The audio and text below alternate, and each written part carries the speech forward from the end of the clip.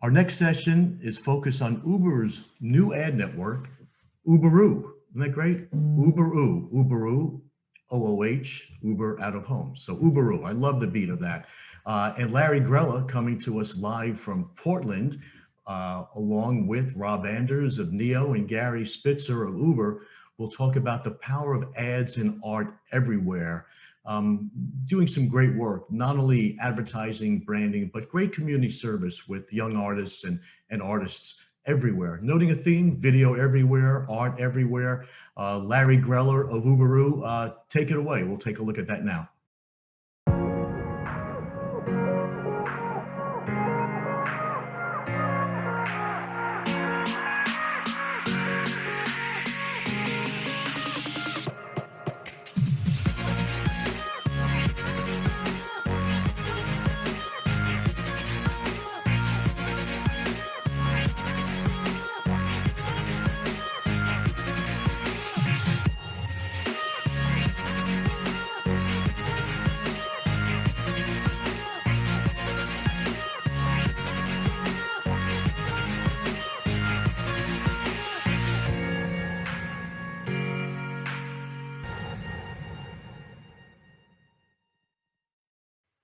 Hi, everybody. I'm Larry Grella. I'm the EVP of Sales at Uberoo. We're powered by Adomni.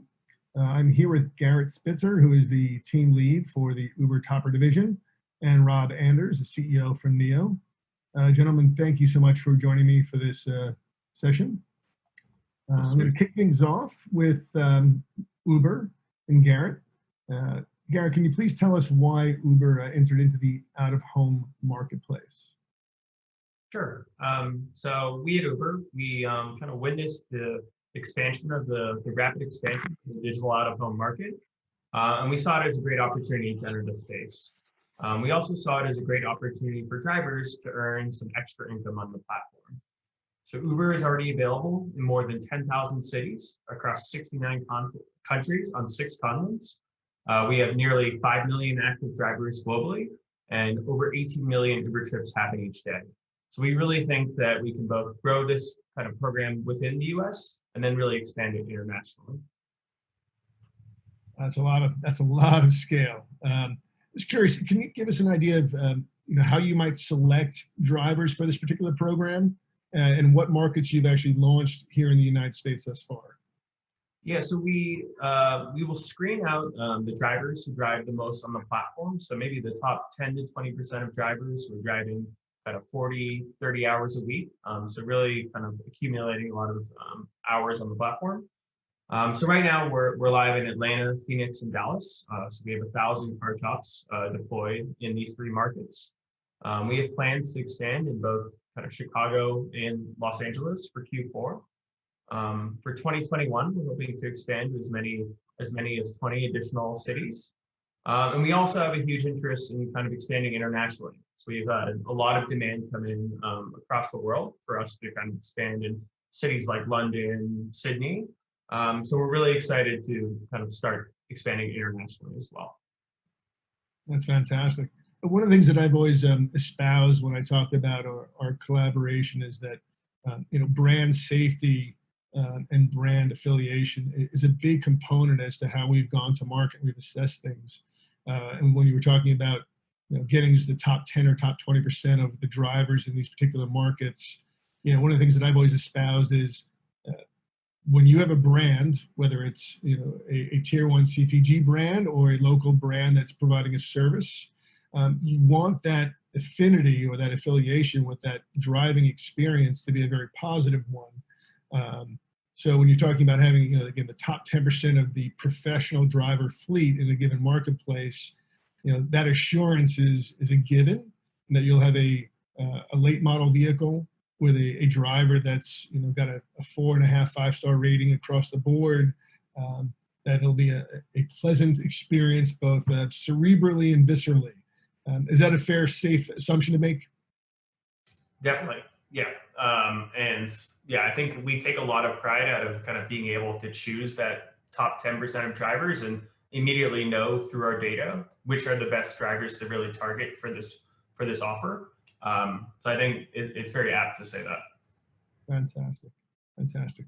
Well, look, I've said all along, the ability to deliver video at street level with really impactful messaging, it was like the next evolutionary phase that we would see in the digital out-of-home space. The idea of having a large 14 by 48 screen that could somehow interact live and on the fly with a street level video message that would be accretive and delivered by Uber out of home is really super, super exciting.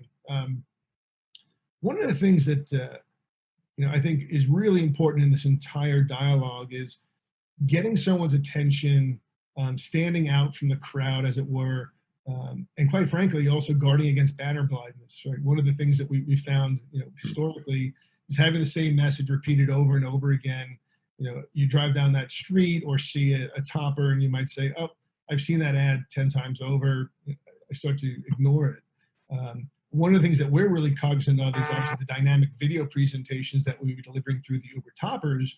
But then the other piece, and this is where Rob Anders comes into play with Niio, is how do you get somebody's attention? How do you add to the beauty of the optical scenery that you've got in a city landscape? And one of the early pieces of art that Rob shared with me was a unicorn actually taking a stroll through someone's living room or through a TSA checkpoint.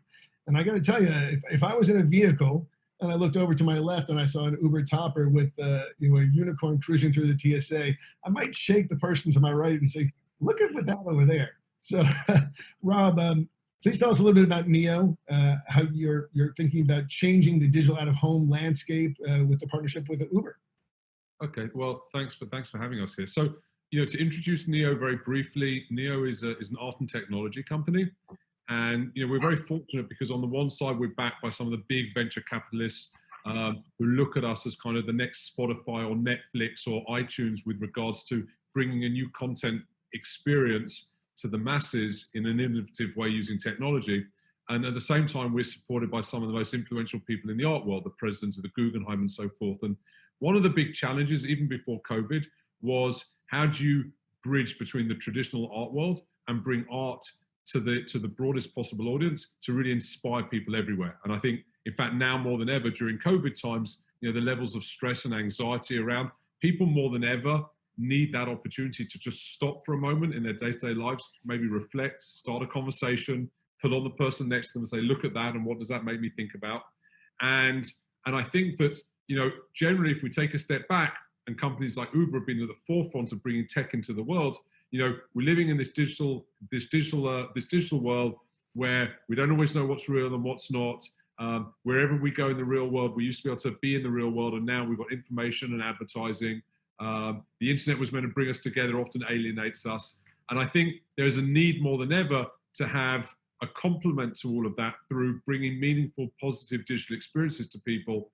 And I think the best example probably to refer to would be the out-of-home market. And we've done a lot of work starting in areas like shopping malls or airports, where, over the years, there's more and more as this market's grown, displays, they're somewhat ubiquitous. And the question that people are asking is it so much so now that we're not even paying attention? This notion of banner blindness. And how do we, on the one side, from a business standpoint, ensure that we can engage people and then use that attention span to convert them and to communicate them ultimately to fuel the market? And I think also, whether it's real estate owners or shopping mall owners, or in this case, Uber, there are brands that anyway are always looking at, how can we contribute back to society, our corporate social responsibility play. And when you bring all of that together and you think one of the things that Niio is doing is actually empowering artists all over the world to showcase and to actually earn from their art in innovative ways. And you bring this curated art experience into cities everywhere to really inspire people around the world. So it's the most innovative example of public art that I can really think of, because it's moving and it has its own questions and challenges. So on the one side, it's kind of bringing that contribution and engaging with the art community and supporting the artists like no other way before. And then at the same time, it's giving people that opportunity to stop, grab someone, look, and then obviously the ad that's following it has much higher value. So this is just the beginning. I think it's kind of in some ways a new format, a new medium. And we're super excited to be working with Adomni and with Uber, not just to launch this, but to see how this can actually, go further especially when we look at the ways that people can engage with this experience and then take it home and potentially experience it in the comfort of their home as well. So a lot of work, and it's an exciting moment. Indeed, indeed. And Rob, I think to your point, it's as we've seen the ability to kind of get people to perk up and pay attention with the insertion of a very, very unique piece of art in between, the messaging from our brand partners. It really adds to the efficacy of the ads that are running. We're seeing a greater degree of retention for either the messaging of the campaign or the brand itself or the call to action. So it's actually been a really nice symbiotic relationship between I'll call it the public service element of Niio's artwork, and then the commercial aspect of the Uber out of home messaging. To that end, Garrett, anything you'd like to add as a comment on what Rob had to say?